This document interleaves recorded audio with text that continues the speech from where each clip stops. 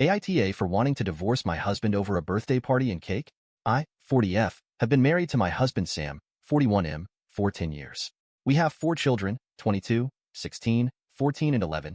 And up until the last few months, I genuinely thought that we could work through anything. This is not the only situation that has happened in the last few years, just the one that finally broke me. I recently had a birthday and Sam planned a surprise birthday party for me. He spilled the beans to me 3 days before the party, and I thought it was adorable that he was so excited about the party that he couldn't contain himself. I wish this was the case. Instead, he told me that I needed to help him clean the house to get it ready for my party. Yes, you read that right. I needed to prepare food and set the house for my own party. I agreed to clean to keep the peace, but was upset.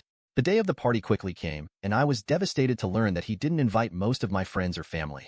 He claimed that he didn't know how to contact them. The final straw came when he carried out a cake in a flavor that he loved. Nothing that I would ever choose for myself. I barely managed to keep it in and cried in the bathroom after everyone left. I feel like an afterthought and hated listening to everyone compliment him for throwing me a party. I work 2 jobs, take care of the kids, do all of the meal planning, grocery shopping, and most of the housework.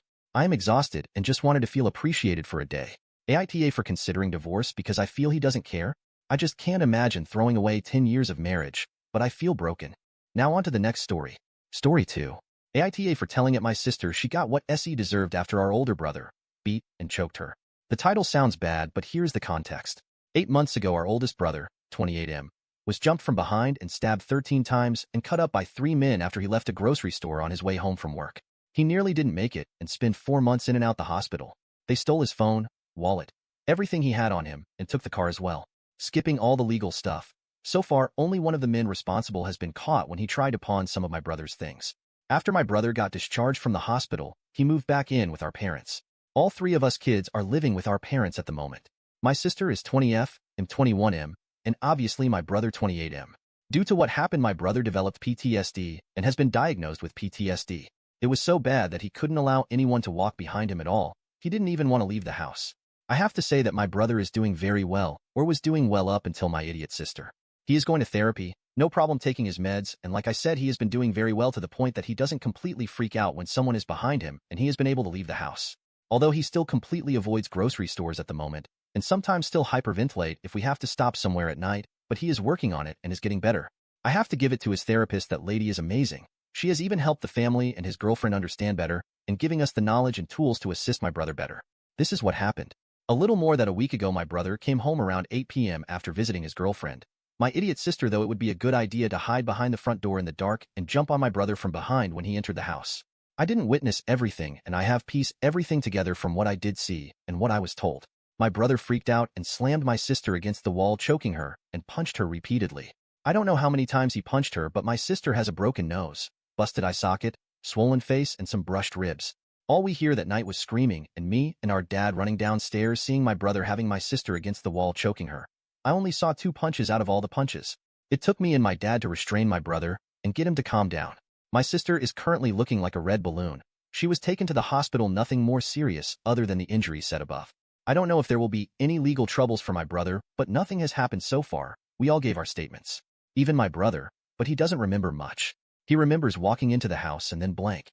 According to one of the police officers, they don't believe charges will be filed but will be in touch.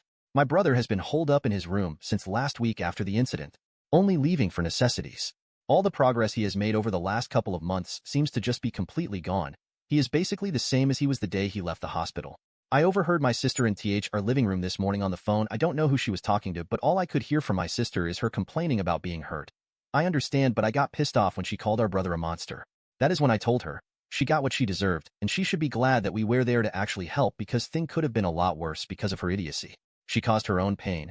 She caused our brother to relive something that almost took his life, and she is complaining and calling him a monster. I told her the only monster I see was her for even thinking that what she did to our brother after she knows what he went through is okay to do, and then actually do it. I just shouted she should not expect any sympathy from anyone in the family after the shit she pulled, and she is lucky our parents haven't kicked her ass out of the yet.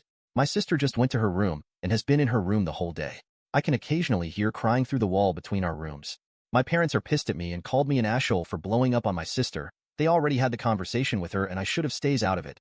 My sister was just blowing off steam with one of her friends over what happened, and I had no right to say anything I did to her. Edit. Before someone calls my brother abusive again.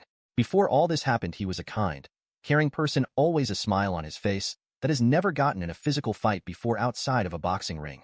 I'm not asking on my brother's actions by mine, but as you want to weigh in on my brother's actions, please ask yourself this question first. You get attacked by 3 men, stabbed 13 times, cut up and beat from behind, and then have someone jump on you from behind not even a year later, and see how you would react in that situation. I don't know what went through his head at that moment, but I can tell you it wasn't "Who my sister is jumping one" as a fucking joke. It was something like, "I'm getting attacked again. I have to protect myself. Thank you everyone who subscribed me and like my videos.